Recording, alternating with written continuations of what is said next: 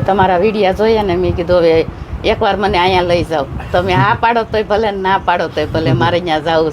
પછી અમારો બાબલો છે મવા, મેં એને કીધું, મેં કીધું એકવાર આ સાહેબનો વિડીયો જોયો મેં, એમાં તું નામ લખાય.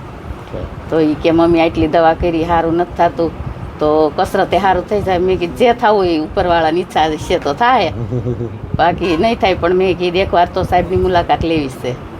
એટલે પછી વિડીયા જોઈને નામ લખાયું. તો 1.5 મહિને વારો આવ્યો.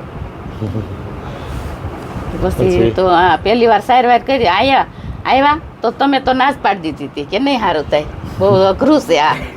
મેં કીધું અઘરું છે એટલે તો આવ્યા છે સાહેબ. તો મેં કીધું સારવાર તો કરો એકવાર. તો તમે સારવાર કરી, મને તો પહેલે ધકે જ સારું થઈ ગયું.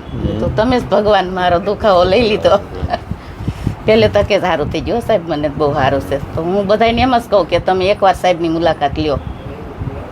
પણ પહેલી દિવસે આવ્યા ત્યારે તકલીફ જ વધારે બહુ હતી, ઊભું જ ન રહેવાતું મારથી, ચલાતું નહીં. નીચે તમારા એમઆરઆઈ એક્સરે જોયા પછી એવું લાગતું હતું કે આ મટવું બહુ અઘરું છે. હા બહુ અઘરું હતું, પણ ભગવાનની ઈચ્છા હશે ને એટલે મટી ગયું. પહેલે તકે જ મને સાહેબ સારું થઈ ગયું. હું તો બધાને અત્યાર સુધી કહું કે મને જો પહેલે તકે કમરનો દુખાવો તો વી ગયો, નકર મને બધા એમ કીધું તું ડોક્ટરે કે ઓપરેશન સિવાય મટ્યું તો ન કહેવાય. અત્યારે આપણે કેટલામી ચોથી વખત છે? પાંચમી વખત છે.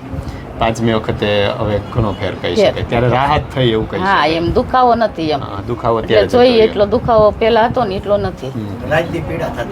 રાત દિવસ ક્યાં કેટલી રાત તેમ દિવસે કેટલી વાર રોવાઈ જાય ને એનું નક્કી જ ન હોય, એટલો જ દુખાવો હતો. હવે રોવાનું બંધ થઈ ગયું. હા હવે હાવ બંધ થઈ ગયો રોવાનું.